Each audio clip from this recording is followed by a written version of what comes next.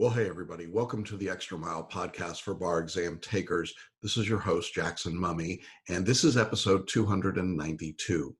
Now, normally we release our episodes on Wednesday mornings, but this week, Wednesday morning will be the start of the multi-state bar exam for many of you. And so we thought we would release a special episode on the weekend before in order to give you the opportunity to check it out before you go into the test. So we're going to do things a little differently today, and I wanted to just jump in and get right to the good stuff. We're glad to have all of you with us. If you've been traveling or traveling right now to your bar exam site, we hope that your travel is safe and uneventful and that you are ready for a great exam. In today's episode, I'm going to talk about 3 burdens that repeat bar takers carry into the test with them and how to get rid of those, how to make sure that they don't follow you into the exam room. And I hope you'll stick around and listen or watch that. If you'd like to watch today's episode, you can do that at celebrationbarreview.com/292, or you can listen through Apple Podcasts, iHeartRadio, radio.com, any place where podcasts are syndicated. So we'll hope you'll check all of that out. Before we get to today's message, I want to share with you a note that we got a few years ago from a successful Florida bar taker. And I thought it was a good one to use for this weekend before the bar exam. So let me just share with you what Jim told me in his email. He said, "I want to thank you for providing me with the tools, the skill, and the confidence to pass the Florida bar exam. When I came to Florida with over 30 years of experience successfully practicing law and running a mid-sized law firm in Pennsylvania, the prospect of studying and taking the Florida bar was intimidating. That was especially true for me as I only have vision in one eye. The first dose of reality was when you explained to me that practicing law is not the same as preparing for and passing the bar exam. Your teaching on how to write an acceptable bar exam essay was invaluable. I found your materials were thorough and the accompanying lectures with your personal insights were spot on. Finally, while I was initially skeptical of your recommendation to learn photo reading, particularly because of my visual impairment, in order to assimilate the high volume of materials required to be mastered for success on the exam, your suggestion to utilize the photo reading process to study and pass the multiple choice questions on the MBE, the Florida multiple choice, the MPRE, and the essays proved correct. I can't express how thrilled I am to be able to join my son in his law firm and assist him with his busy trial schedule. You made a proud father's dream a reality." Jim came to us after having failed the bar exam, doing traditional forms of study. And I thought it was instructive and useful to think about today, because one of the things that Jim had to do, as many repeat bar takers have to do, is to get rid of some of the burdens that they're carrying. He was able to do that, and on his first try studying with us, he was able to be successful on the exam. And that's what I want for all of you. And so without any further waiting, I want to go ahead and jump into today's message, 3 burdens for bar exam repeaters. Well, as I'm recording today, it's the weekend before the bar exam. And truthfully, after doing this for 30 years, one bar exam starts to look pretty much like the next and the next and the next to me. But I thought it would be useful today to talk for just a few minutes about something that I see and hear from, particularly from repeat bar takers, very frequently in this last weekend before their bar exam. And so I've titled this talk, "The 3 Burdens for Repeaters." You know, I think that bar repeaters carry a special burden when they go into the exam. Everyone is nervous, everyone is concerned, everyone is anxious. That comes with the territory. It's a high stakes test. But for people who've taken and failed the exam previously, there is an extra burden that comes along with coming back to the test, coming back to take the exam. And today what I wanted to do was to focus on 3 of those burdens that I think repeaters carry, special burdens, and then suggest to you some of the ways that you can reduce that feeling of anxiety and apprehension, or the burden that comes with these particular things. And so if you're a bar repeater, I hope you'll stick with me. If you're not a bar repeater, it may still be useful. You may find yourself having some of these same feelings as well. The 3 burdens of repeaters that I think come in to play here are, first, a lack of confidence. This is huge. When I talk to bar takers right before their exam, I find that even the ones that have worked hard, that have done all the things that they are supposed to do, that have really put themselves into the process, suddenly lack confidence. And they lack confidence, first of all, in themselves. It's easy to lose confidence in yourself when things have not gone well previously. Suddenly you start doubting and second guessing and trying to rethink everything that you've done, everything that you've learned, every way that you've prepared. And this lack of confidence in yourself becomes a real problem. It can grow, it can become exponentially more powerful, and it starts to take over. As you lose confidence in yourself, the parade of horribles on the exam can be absolutely extraordinary. And I've watched people literally talk themselves out of success because they've lost confidence in themselves. Now, if you're there today, if you're starting to say, well, maybe I'm not good enough, maybe I'm not strong enough or smart enough or talented enough or a good enough writer or a good enough test taker, I want to stop you from doing that. It's absolutely not true. Let's just take some empirical information for just a moment. Very few people ever get to the point where they can take the bar exam. To get there, you had to get out of high school and get into college. From college, you had to get into law school. And from law school, you had to get out of law school. Now, if you're someone that went to a state accredited or an unaccredited or a correspondence law school, you probably had to go through additional testing and additional work. I'm not even going to talk about Kim Kardashian here, but you get the idea. Most of you had to do enormous amounts of work to get here. And along the way, you had to take a lot of tests. You had to take multiple choice tests, you had to take essay tests, you had to take fill in the blank tests, you had to speak up in class, you had to do papers. You have ability. If you didn't have the ability, you would not have been in the position to take the bar exam. Sometimes I suggest to students when they're feeling this way that they go back and think about their friends from kindergarten and first grade, if you can remember them. And then I ask, how many of those friends are currently members of the bar anywhere? And the answer is almost always none. You've almost always come from an extraordinary position in which very few people would be taking the bar when you were children, up to the point where you're just one of a handful of people in a position to do that, regardless of the outcome. And I also know that this is true for foreign trained attorneys. In many cases, you are very rare among your peers to be someone who's now taking a bar exam in the United States. And the point that I'm trying to make here is that for you to lose confidence in yourself really flies in the face of everything you've done to get to this point. Something else that I suggest to people when they get to this lack of confidence in themselves is to think about something in their past experience outside of the bar exam in which they've been successful. Maybe it's in your family or raising your children, or maybe it was a moment in sports when you were in high school or college. Maybe it's some work that you did that was particularly notable and you received an accomplishment or an achievement or a recognition for it. I want you to focus on that moment in this final preparation leading up to the bar exam, because that's a good way to remind yourself that you are in fact capable and competent. And having that awareness of your own ability and your own accomplishments, I think goes a very long way to helping remind you that you should be confident about yourself. Who you are is extraordinary. You are one of the smartest people on the planet. You have enormous capability, and you have, in many cases, overcome extraordinary odds just to be sitting at the bar exam table. Don't forget about that and don't lose sight of it.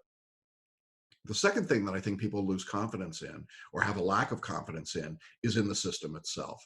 And I certainly understand this. There is a great deal about the bar exam system right now that would make me think it's not very good and we should not feel very confident about it. I know that with some of the actions in the past few years, bar exam results being released incorrectly, bar topics being given out in California inadvertently before the exam, the quality of the graders in many states where they're hired literally on a task basis and they're not professional graders or academics. All of those things can make us feel like, wow, the system just doesn't work, and we shouldn't be very confident in it. And while I think there's a lot that we should be concerned about in the bar exam system overall, I think it's also important to take a deep breath and remember that the system generally works pretty well. What I mean by that is that while we still don't see a lot of success, the kind of success for first-time takers that we had 25 or 30 years ago, most people do pass the bar. They don't pass it on their first try, and that's one of the big differences in the world today versus 30 years ago when I started. Today, it takes people 4 times on average to pass the bar. That's interesting, because what that means is it's a 2-year cycle for an awful lot of people. And of course, in jurisdictions like California and Florida, New York, Texas, we see very low pass rates, even for first-time takers. And so we know that a lot of people don't pass the bar, but ultimately, most people do. And I think it's important to remember that most people will get through the bar exam. In fact, our website is filled with testimonials and videos from people who've passed. In some cases, people that took as long as 30 years, but they got there. And my point is, you will get there too. Don't lose confidence in the system. Now, you might be saying, well, I don't have a problem with confidence about the bar exam system, but I'm wondering about my bar review. And I understand that. I think that there are two very different approaches to bar review these days. There is the big box bar review, which still is teaching people and preparing them as though they're taking a test from 30 years ago. And then there is a movement that I think we're at the forefront of at Celebration, and that is the human potential movement and authentic assessment. And I think that when you compare the two, it's pretty clear that for repeat bar takers, the approach that we're taking works much better, dramatically better than what the traditional approach to memorize, recite, and cram does. And we've talked about that in lots of different places. We'll continue to keep talking about it.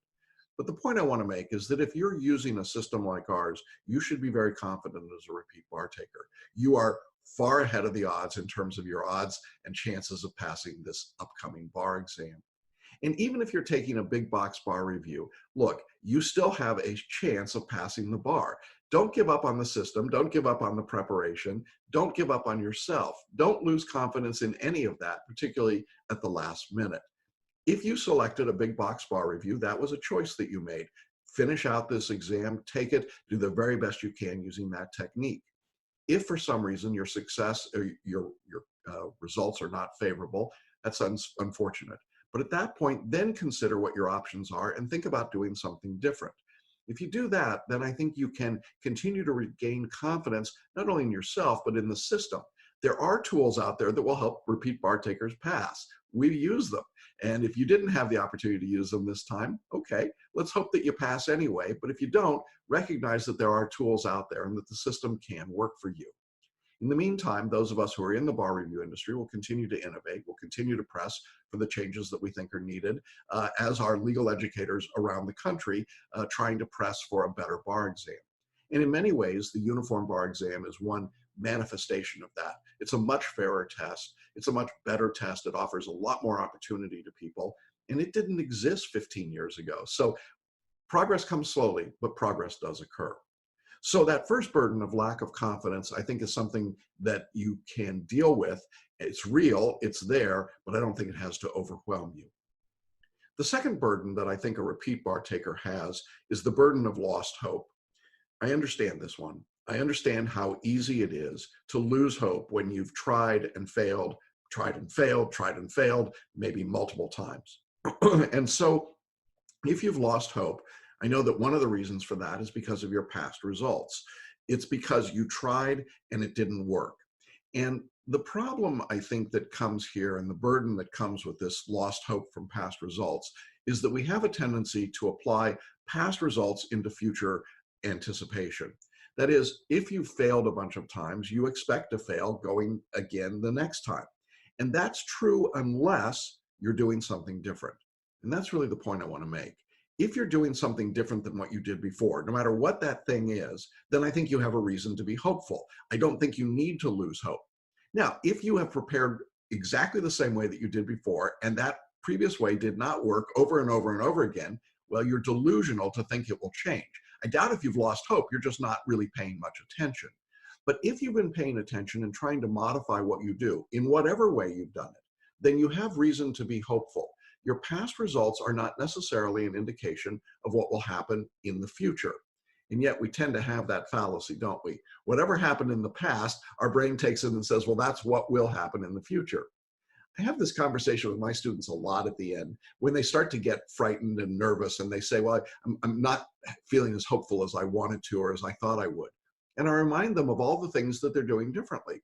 They're photo reading, they're using selective intuition, they're using fact-based analysis or fact-driven analysis in their essays. They're approaching performance tests differently.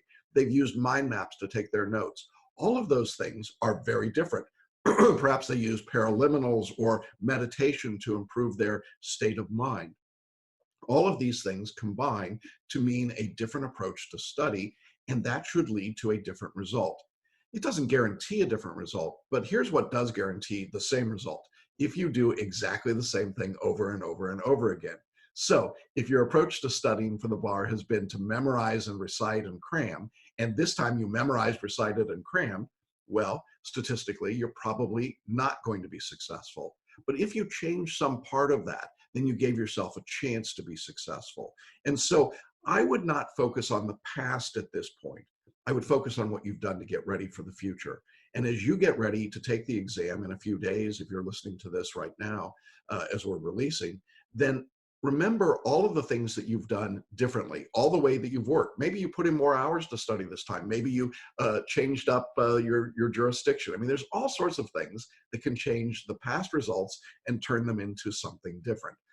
And that's the key. And if you are not successful on the exam, then think about doing something different. That's why we named our webinar Do Something Different, because that's the foundation of what causes people to go from failure to success. I also think people lose hope today because of the current climate. There's no way of getting around this. These are hard times right now if you are a believer in the rule of law. And I'm not talking the politics of this. I honestly don't care what your politics are, one way or the other. But I think the point is that in the current climate, in the current culture in which we live, it is easy to lose hope. You may lose hope because you think half of the country has lost their mind. That part of the country thinks the other half has lost their mind. And in this culture of lost hope, it's easy to be consumed with the idea that no one can win, no one can gain, nothing good can happen. I understand that. And as we're talking today in February of 2020, we're in the midst of a political year. There's a lot of noise out there. I think it's important that as you consider taking the bar, and I've heard this from students who've said, I don't know what difference it'll make. It doesn't seem to be important anymore to be a lawyer, to be part of the rule of law. I want to just remind you that this is a noble profession. It's a high calling. It is a profession to which I am very proud to be a member, and which I would hope that you would feel the same way. And I think it's important as you go to the bar exam to drown out the noise, shut it out, put on your noise canceling headphones mentally, and just close it all out. All the other things that are happening don't matter right now. Your job is to pass the bar exam. It is not anything beyond that. And for that period of time in which you study and take the exam, that should be your primary focus as it relates to the law. Once the exam is done, once you're a member of the bar, then engage in whatever form of activism that you think is important and valuable to you. But for right now, don't get consumed with this. And it's really been interesting to me watching students over the past couple of years who have more and more come to me already discouraged because of the climate around them, the discussion, the distaste for lawyers, the feeling that the rule of law may not matter anymore.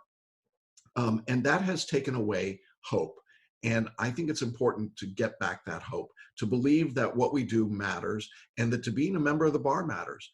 The worst thing that I hear from students sometimes at this very end of their study is when they say, well, it really doesn't matter if I pass the bar or not. I mean, really, who cares?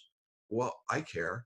There's a client out there waiting for you. You don't know them yet, perhaps, but they're waiting for you. And perhaps you're the only one that can really help them. And they need you to pass the bar. Don't lose hope and then take away their hope as well. And I encourage you, as you go to this exam, to recognize that you are doing this not just for yourself, and not just for your family or your business or your associates or your law firm, but you're doing it because our society needs good, kind, gentle members of the bar, people who have struggled and understand what it means to struggle to achieve something of value. That makes you incredibly valuable and incredibly important. Please don't give up on yourself. Please don't lose hope. And then the third burden that I think exists for repeat bar takers is doubt about your career. You know, when you lose confidence and you've lost hope, it's easy to say, you know, maybe this just isn't the career for me. As I said, I've been doing this for over 30 years. I've worked with tens of thousands of people. I would say in all those years, I've only met a handful, and I literally mean a handful of people that I thought were ill-suited to become lawyers. I've seen people with all kinds of different skills and abilities. I've seen people who are wonderful at different aspects of the profession. I've seen people who are incredibly brilliant, but not very good at working with people. I've seen it the opposite way around. But all of those people have a place and a role to play in our profession. I don't think that if you've come this far, if you've gone through school and you went through law school and you've been doing the work of a lawyer or practicing or working to be a lawyer, I think it is wrong right before the bar exam to suddenly doubt whether or not this is the right career for you. Now, I will say most everyone that I know in the profession of law has moments of doubt about their career, moments of discouragement, moments of frustration. But that's not the same as saying, maybe I'm in the wrong career altogether. And I also know lots of people with law degrees and members of the bar who are doctors and engineers and uh, teachers and parents and stay-at-home moms and dads. There are lots of great things you can do, and certainly lots and lots of entrepreneurs. I love the way I use my law degree as a teacher. I don't have to go out and practice law to feel like I'm being a member of the profession. But I don't think that it's good for anyone to doubt right before the exam whether or not this is the career for them. I'd like to remind you that you've made an investment in yourself, and that investment leading up to this point has come in several different forms. You've invested certainly your money to go to school, to take the bar exam, to go through all of the work and the preparation there. You've certainly invested time, your time and your family's time. Most of you who have studied for the bar have had to miss out on some events in your family life because you were studying for the bar. There's a price you've paid for that. And certainly there's an investment in terms of the effort you've made, the hours you put in. That is an extraordinary investment in yourself, in learning and growing and challenging yourself, maybe taking an exam years after you pass the bar somewhere else. Those are major investments. And the reason we make investments, whether they're monetary investments in the stock market or they're investments in ourselves through professional education, is because there's a long-term value to the investment. You don't always see the return on the investment immediately. And I know that's frustrating when you've taken the exam and not been successful. We all want to pass. We want to pass on our first try. But it doesn't make the joy any less when you finally do pass. You know, I've done lots and lots of video interviews with successful students. We've got them on our website. And I asked students who've taken the exam, in many cases, over a period of multiple years, some cases 10 or 20 or even 30 years, did it diminish your feeling of accomplishment when you finally did pass, that it took so long? And the answer unequivocally was no. It actually made it sweeter.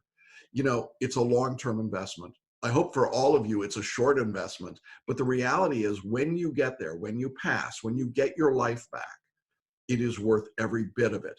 And I don't know anyone who's said to me, you know what, I'm sorry I started this process now that I've passed. I don't know a single person that said that.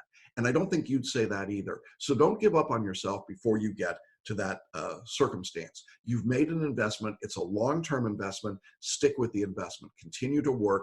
Continue to move forward. And then I think if you're doubting about your career, it's really a form of doubt about the future. And as I talked about this current climate, I also think it's important to say that sometimes it's easy for us to begin to doubt whether or not we're going to be okay in the future.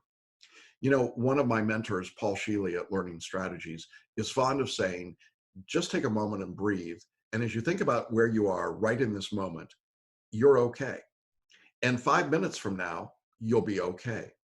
And 5 minutes after that, you'll be okay.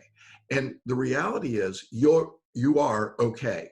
For most of you, taking the bar exam will not change you being okay. The day after the bar exam, you'll be okay. The day of the results, you'll be okay. I don't know many people who will find themselves homeless or unable to eat or unable to work or unable to move forward with their lives after the bar results come out. You'll be okay. Could you be disappointed? Sure. Could you be frustrated? Absolutely. Could you be angry? Not surprising. Could you be elated? I hope so. The reality is that the future is unknowable, but right now you're okay. And if you're doubting whether or not this is the right thing for you to do, it's the right career, recognize that right now in this moment, this is your career and you're okay.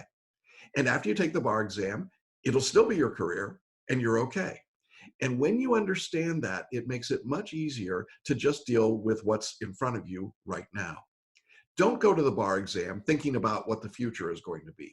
Concentrate and focus on the task at hand, answering the questions in front of you, doing the work, staying out of the drama, staying out of the noise, keeping your head in the game. If you do that, you're okay. And as long as you keep doing that from section to section, question to question, uh, uh, performance test to performance test, then you're going to be okay. You don't need to have a doubt or worry about your career while you're at the bar exam. It's not necessary. It'll work itself out. There is room in our profession for good attorneys. There always has been. I believe there always will be. Once you have passed the bar, then you can deal with those questions, but you don't need to worry about them before the bar exam. Well, those are three burdens that I think repeat bar takers have. There are many others I'm sure that we could talk about, but as you consider those burdens, if you're a repeat bar taker, I want to assure you that you can be confident. You have earned your seat at the table and you can be ready to take the exam. You don't need to have lost hope. You should be hopeful. What happened in the past is not what will happen now. If you've done different things to prepare, you can be confident that you can move forward and regain the hope that you needed to be successful. Going to the exam hopeless will result in bad outcomes. Going to the exam hopeful gives you a great opportunity for success. And finally, don't focus and fixate on your career, what you've invested or what you think the future is. The next step in your career is to take this exam. Focus on that, put your attention there, and relieve yourself of that particular burden. I wish those of you headed to the bar exam this week traveling safety and mercies. I hope that it's a great exam for you wherever you're going, whatever test you're taking, and however you prepare.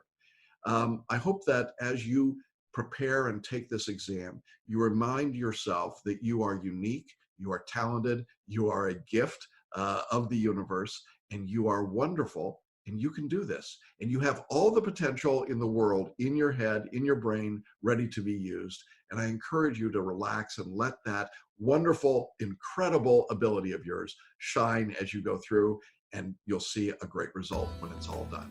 Well, that's our message for today. I hope it's been helpful for those of you who are taking the exam in February of 2020. We wish you all the best on the exam. We hope that you'll be able to get rid of any of those burdens that you're carrying into the test room.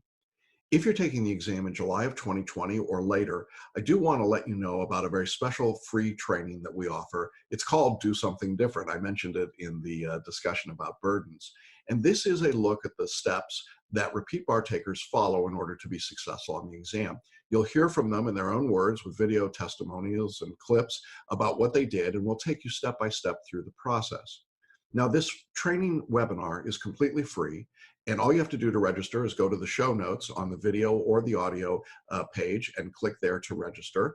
Or if you want more information, you can go to celebrationbarreview.com/webinar. The training webinar is set up in an on-demand format, so you can watch it at 7 p.m. your time every night, or on demand at any time that works best for your schedule. And so I really encourage you to check it out. There's no cost. You have the opportunity to watch at your own convenience, and there's the opportunity to send messages to me through the webinar directly, and I'll be glad to respond to those. This webinar has been life-changing for people like Jim that I talked about at the beginning of today's episode, and for thousands of other people. And so I hope you'll check it out. Just click on the show notes and register, or go to celebrationbarreview.com/webinar. All right, well, we're not going to release an episode on Wednesday. We will be back to you a week from Wednesday after the bar exams. We'll talk about the feedback and what we've heard from the test sites around the country. And again, we want to wish everyone that's taking the exam great success and wonderful testing. And we will see you all along the extra mile next week. Bye-bye.